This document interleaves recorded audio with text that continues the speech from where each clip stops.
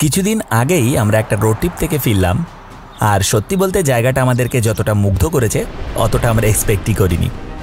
অপরূপ সুন্দর সুন্দর সব এক একটা ওয়াটারফলস, ঘন জঙ্গলে ঘেরা পাহাড়ের উপরে মানুষের বসতি থেকে বহু দূরে অবস্থিত এক ঐতিহাসিক ফোর্ট আর তার সব রোমাঞ্চকর কাহিনী। সুন্দর একটা ঝর্ণার পেছনে অবস্থিত গুহার কাছে পাহাড়ের দেওয়ালে ঝুলতে থাকা ৮০০ বছরের পুরনো মায়ের মন্দির। প্রকৃতির বুক চিরে চলতে থাকা এই রাস্তা, এই সবুজ গালিচা, কোথাও বা পাহাড়ের উপরে কোনো এক জামানায় ক্ষতিগ্রস্ত হয়েও টিকে থাকা মায়ের মন্দির, কোথাও সতীপীঠ তো আবার কোথাও আধুনিক মন্দির, কোথাও আবার মনোমুগ্ধকর ড্যাম এবং তার কিনারায় বসে পাহাড়ের পেছনে অস্তমিত সূর্যকে দেখা, কৈমুর পাহাড়ি রেঞ্জের ভার্জিন বিউটিকে উইটনেস করা। এছাড়াও আরও অগণিত কত কিছুর সাক্ষী থেকেছি আমরা আমাদের এই ৩ দিনের সাসারাম ট্রিপে। আগে হ্যাঁ, আমি এতক্ষণ যেগুলো বর্ণনা দিচ্ছিলাম সেগুলো সবই আমাদের প্রতিবেশী রাজ্য বিহারেই, যেখানে বিখ্যাত আফগান সম্রাট শেরশাহ সূরি তার অন্তিম নিদ্রায় শুয়ে আছেন। তো ভিডিওটা বেশ রোমাঞ্চকর হতে চলেছে, একটু ধৈর্য নিয়ে দেখবেন। সকাল ৬টা নাগাদ আমরা কলকাতা ক্রস করে NH2 এর দিকে এগোতে থাকি। ইনিশিয়ালি ভাবলাম যে ঝাড়খণ্ড ঢুকেই ব্রেকফাস্ট করব, তাই এক এক করে ডানকুনি, পালশিট, বাঁশকোপা এই ৩টে টোল এবং বর্ধমান, দুর্গাপুর, আসানসোলের মতো শহরগুলোকে পেছনে ফেলে কলকাতা থেকে প্রায় ২২৩ কিলোমিটার দূরে NH2 এর ওপরকার বেঙ্গল ঝাড়খণ্ড বর্ডারে পৌঁছলাম। Good morning from Jharkhand. এখন মোটামুটি 11:15 বাজছে। আমরা জাস্ট ঝাড়খণ্ড এন্টার করলাম, আর এখান থেকে ঠিক 50 মিটার আগেই শেষ হচ্ছে ওয়েস্ট বেঙ্গল বর্ডার। সামনে ওই দিকটাতে মাইথন ড্যাম দেখা যাচ্ছে। লাস্ট উইক পরেশনাথ হিলস যখন এসেছিলাম তখনও এই ব্রিজটাতেই দাঁড়িয়েছিলাম। তো যাই হোক, বেশি সময় নষ্ট না করে ধীরে ধীরে এগোবো। আমাদের এখনও অনেকটা পথ যাওয়ার বাকি আছে, তো চলুন রাস্তায় এগোনো যাক। বেলিয়ার টোল প্লাজা ক্রস করে গোবিন্দপুরের দিকে এগোচ্ছিলাম, আর তখনই হঠাৎ মনে পড়লো ব্রেকফাস্টের কথা তো ভুলেই গেছি। যাই হোক, আমাদেরটা তো হলো, এবার এনাকেও কিছুটা পেট্রোল পান করানোর পালা। তো ঝাড়খণ্ড এন্টার করার প্রায় 20 কিলোমিটার পর এখানে একটা রিলায়েন্সের ফুয়েল পাম্পে দাঁড়ালাম, রিফিল করানোর আছে। আর এখানটায় পেট্রোল প্রাইস আমাদের ওয়েস্ট বেঙ্গল থেকে অনেকটাই কম, 100 টাকা 20 পয়সা এরকম সামথিং। তো রিফিলিং করানো হয়ে গেছে, এবার বেরোবো। 11:30 প্রায় বাজছে। এবার ধানবাদকে পেছনে ফেলে আমার NH2 এর সবচেয়ে ফেভারিট পার্টের দিকে এগোচ্ছিলাম।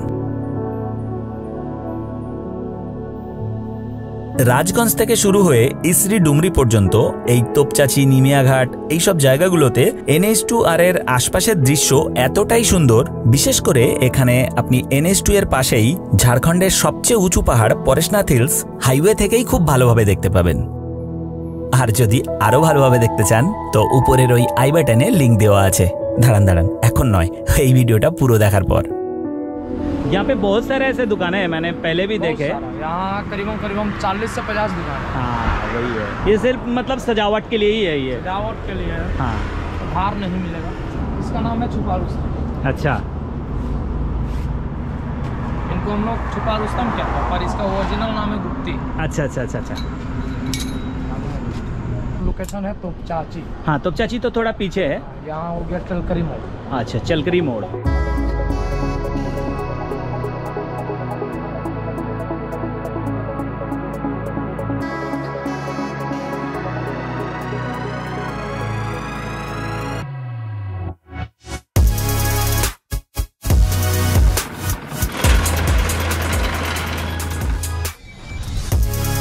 তো এখন আমরা বগোদা থেকে 7 কিলোমিটার আগে এখানে দাঁড়িয়েছি একটু আখের রস খাওয়ার জন্যে। আর এই জায়গাটাতে পরপর লাইন দিয়ে প্রচুর এইরকম আখের রসের দোকান আছে, মানে এগুলো হাইওয়ের ধার দিয়েই। আর জায়গাটা অসম্ভব সুন্দর। পেছনের এই জঙ্গলের ভিউটা তো দেখতেই পাচ্ছ। এই ছায়ায় বসে এখানে এই ভরা দুপুরের গরমে আখের রস খাওয়া এই লোকেশনে, মানে এর চেয়ে বেটার কম্বিনেশন আর কি হতে পারে। প্রায় দুপুর 1:30 বাজছে, আর কলকাতা নিবেদিতা সেতু থেকে, মানে যেখান থেকে ভিডিওটা শুরু করি, ওখান থেকে প্রায় 330 কিলোমিটার চলে এসেছি। আর এখন অবধি ক্রস করেছি 5টা টোল প্লাজা।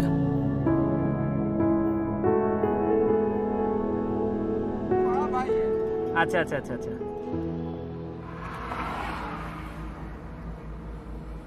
তো ঘড়িতে 3:30 বাজছে, প্রায় বারহির কাছাকাছি চলে এসেছি।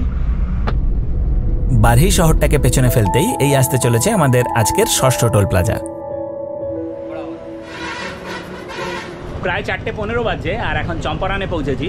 এখানে একটু চা খাবো, আর এখানকার যে ফেমাস মিষ্টি ক্ষীরমোহন ওটা একটু টেস্ট করে দেখবো।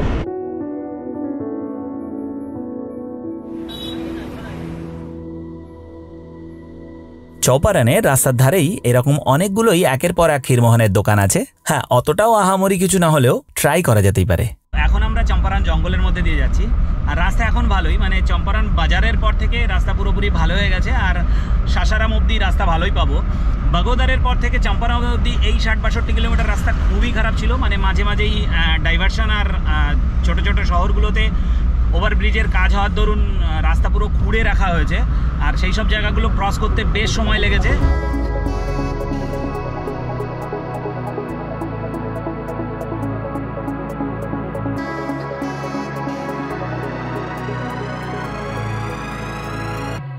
সন্ধে হয়ে এলো, একের পর এক শেরঘাটি, মদনপুর এইসব জায়গাগুলোকে পেছনে ফেলে প্রায় 7টা নাগাদ ঔরঙ্গাবাদ ক্রস করে অবশেষে এসে পৌঁছালাম ডেহরি অন সোন, আর এটা সোন ব্রিজ। সাসারাম মেইন সিটি থেকে প্রায় 15 কিলোমিটার আগে, মানে সোন নদীটা ক্রস করার পরেই NH2 এর পাশেই একটা লক্ষ্মী ইন্টারন্যাশনাল নামে হোটেলে আমরা চেক ইন করেছি। আর এখানে চেক ইন করার মেন রিজন হলো আমাদের সাসারাম ট্রিপের যে আইটিনারি রয়েছে তার ডে 1-এর সাইট সিনগুলো এই ডেহরি অন সোন থেকে ইজিলি অ্যাক্সেসেবল। তো সাসারাম সাইট সিনের ডে 1 শুরু করার আগে আমাদের আজকের জার্নির একটা ছোট্ট সামারি করে নেই। কলকাতার নিবেদিতা সেতু থেকে এই অবধি আমরা 530 কিলোমিটার জার্নি কভার করেছি, আর আমাদের টোল পে করতে হয়েছে 740 রুপিজের। অনেক জায়গাতেই রোড কনস্ট্রাকশনের কাজ চলছে, তাই প্রচুর ডাইভারশন গোটা রাস্তাতেই। আর সাসারাম যদি আপনি বাই ট্রেন আসতে চান, তাহলে সাসারাম স্টেশনে পৌঁছানোর পর আপনি স্টেশনের কাছাকাছি বেশ কিছু হোটেলস পাবেন। তো সেখানকার যে কোনো একটাতে নিজের পছন্দ মতো চেক ইন করে আপনাকে সবার প্রথমে করতে হবে 3 দিনের একটা সাইট সিন প্ল্যান বানিয়ে গাড়ি বুক করতে হবে। তো চলুন সাসারাম এক্সপ্লোর করা যাক।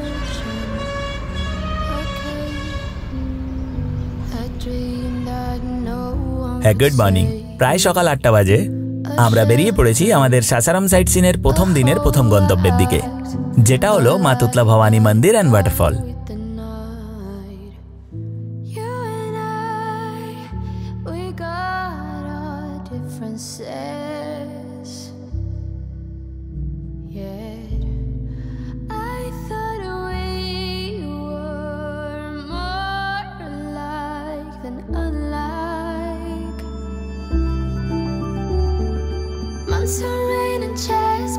আমরা যে রাস্তাটা দিয়ে যাচ্ছিলাম হাইওয়ে 119, ওটাতে তিলতু বাজার নামে একটা জায়গা ক্রস করার পরেই আমাদেরকে রাইট টার্ন নিতে হলো।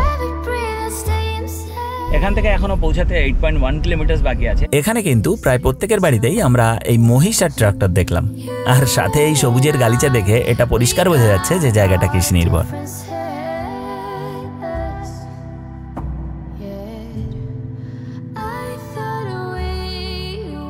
তো এই যে আমরা পৌঁছলাম মা তুতলা ভবানী ইকো পর্যটন স্থলে। এখানে গাড়ি পার্ক করে এখান থেকেই আমাদেরকে এই টোটোতে চড়তে হবে। সামনের ওই দূরের পাহাড়টার কাছেই রয়েছে মা তুতলা ভবানী মন্দির আর ওয়াটারফল। পার্কিং এর ওখান থেকে শেষের এই 1.5 কিলোমিটার রাস্তা আপনাকে হয় হেঁটে নয় এই টোটোতেই যেতে হবে। হনুমান থেকে সাবধান, হ্যাঁ এই জিনিসটা একটু খেয়াল রাখতে হবে।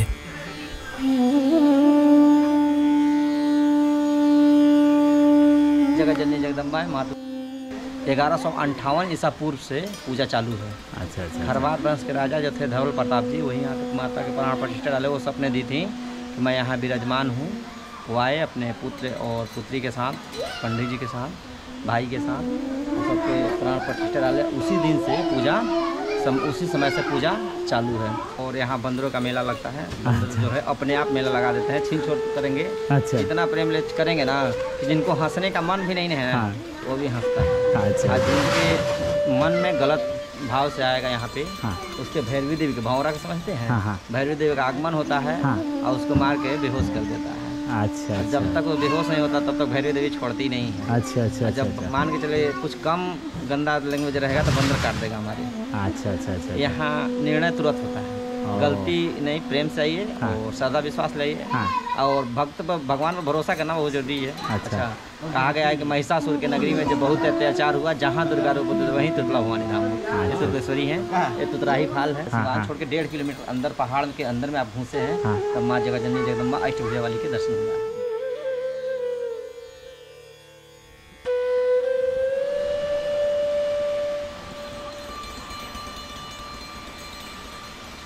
গেট থেকে এন্ট্রি নেওয়ার পর এই হ্যাঙ্গিং ব্রিজ হয়ে আমরা এখন মন্দিরের দিকে এগোচ্ছি।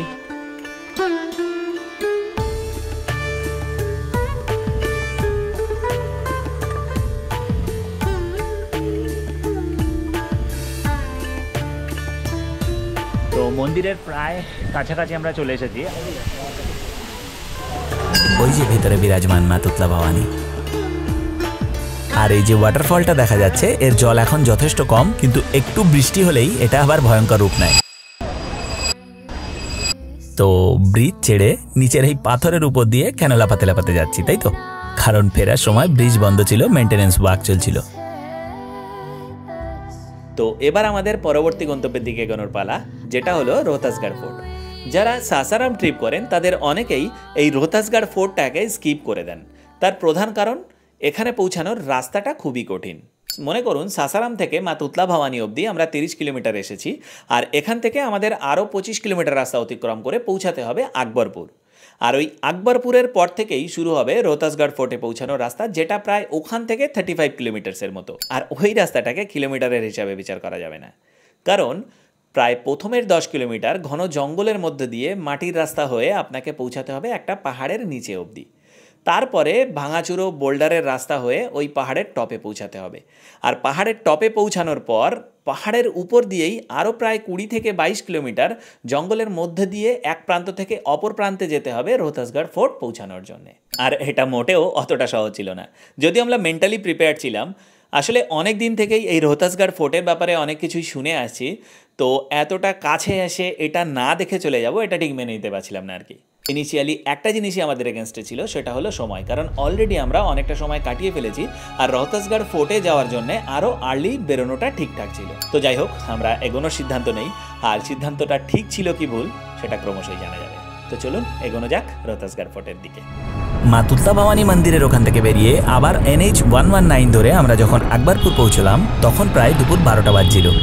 আকবরপুর পৌঁছেই আমরা সবার আগে ধোসা দিয়ে লাঞ্চ করি, কারণ এরপর আর সামনে খাবার দাবার কিছুই পাওয়া যাবে না। এখান থেকে আমাদেরকে রাইট টার্ন নিতে হবে।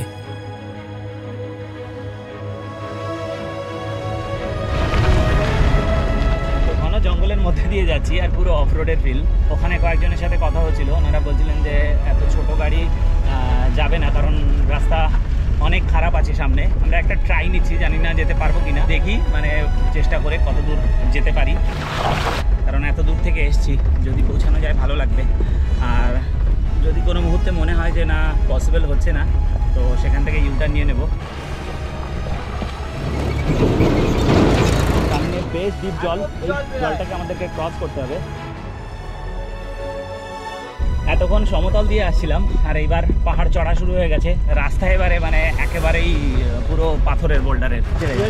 अभी तक तो रास्ता खराब ही था। हाँ, इससे आगे और भी डेंजरस है। मतलब किसी भी तरह से चढ़ने का कोई भी चांसेस नहीं है। बड़ा गाड़ी स्टार्ट पाइएगा।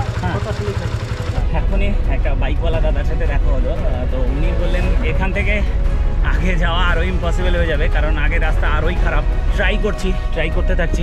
3 घंटे लग गया यहाँ तक लौटने में। तब तो बहुत दूर है। तो गूगल दिखा रहे हैं और 50 मिनट ऐसा कुछ दिखा रहे हैं। যে পাহাড়টাতে আমরা উঠছিলাম ওটার একেবারেই টপে চলে এসেছি। আর টপে আসার পরে এরকম টেবিল ল্যান্ড টাইপ, মানে পুরোপুরি উপরটা ফ্ল্যাট, আর এই ফ্ল্যাট সারফেস দিয়ে আমরা প্রায় এখনো 10 থেকে 15 কিলোমিটার যাব। পাহাড়ের উপরে কিছু কিছু জায়গাতে এমন আদিবাসীদের গ্রাম দেখতে পেলাম। ফাইনালি একটা বোর্ড দেখা গেল রাহেল, আর রোহতাসগড় ফোর্ট এখান থেকে 12 কিলোমিটার। ওয়েদার খারাপ হয়ে আছে, মেঘলা হয়ে আছে। এখন একটাই কামনা করার, যাতে বৃষ্টিটা না হয়, কারণ যে রাস্তা দিয়ে আমরা এসেছি যদি বৃষ্টি হয় দুঃখে শেষ থাকবে না।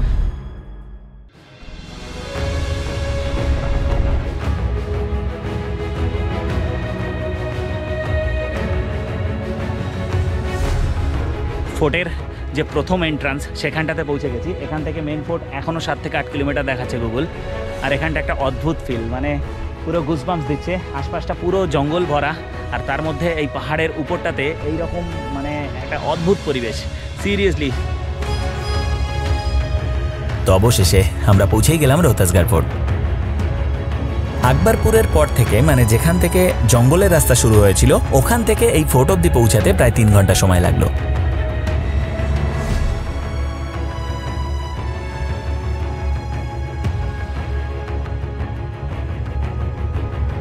বহুকাল ধরেই নানা রোমাঞ্চকর ইতিহাস চাপা পড়ে রয়েছে এই ফোর্টের অন্দরে। তো সেই ইতিহাসের দিকে এগোনোর আগে আমাদের এই ফোর্টের ভেতরের দিকে এগোনোটা জরুরি।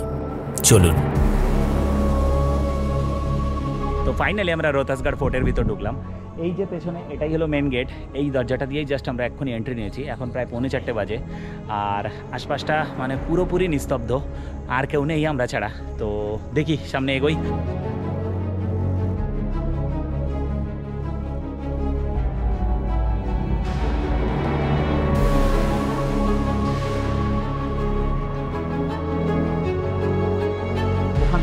জাস্ট রাইটে এলাম আমরা, আর আসার পরেই ভেতরটাতে এখানে একটা এরকম ফাঁকা কোর্টইয়ার্ড মতো, আর এর চারপাশ থেকে কিছু বিল্ডিংস রয়েছে।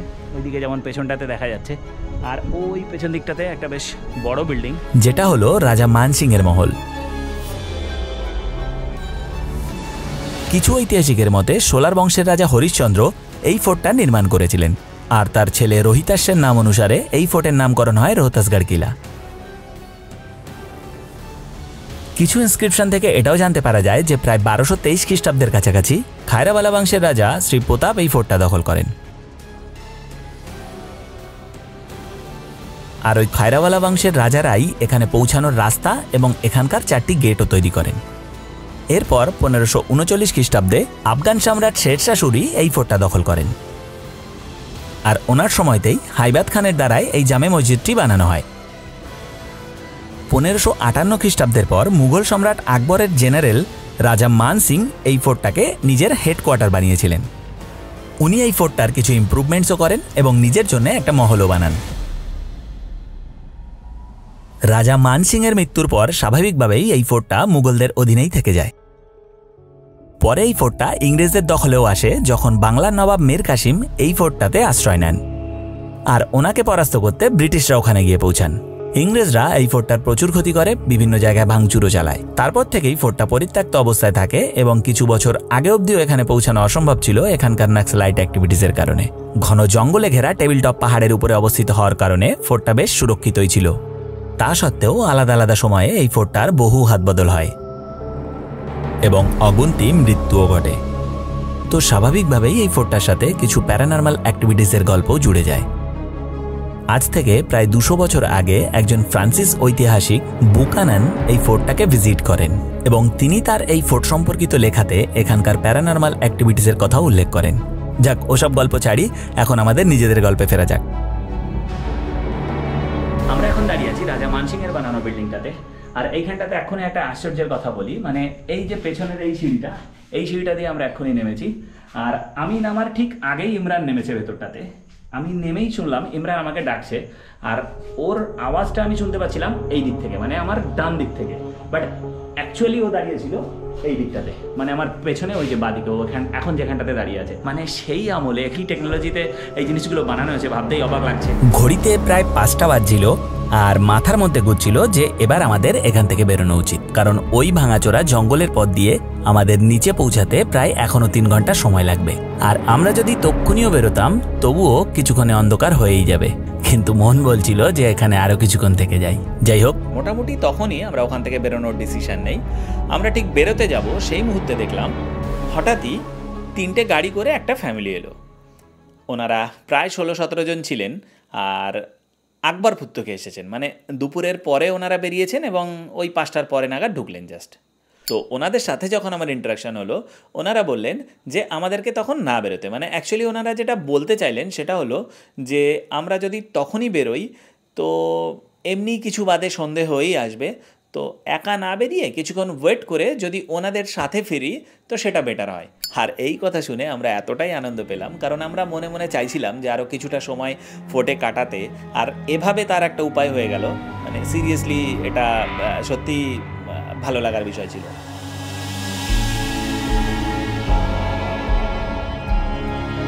একটু আগে মেঘ হয়ে গেছিল,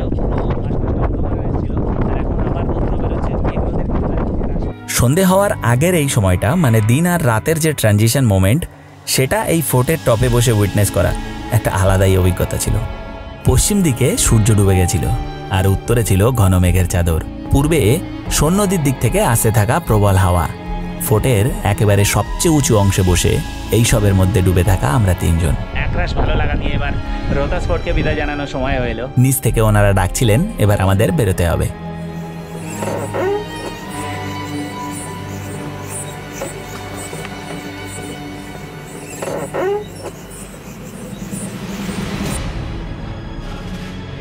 প্রায় সন্ধ্যে 6:30 নাগাদ ওখান থেকে বেরিয়ে রাত্রে 10টা নাগাদ আকবরপুর ক্রস করে আমরা যখন সাসারাম পৌঁছাই তখন বাজে রাত 11:30। বিশেষ ধন্যবাদ আকবরপুরের ওই ফ্যামিলিটাকে আমাদেরকে ওনাদের সঙ্গে নেওয়ার জন্য। তো ভিডিওটাকে এখানেই শেষ করব।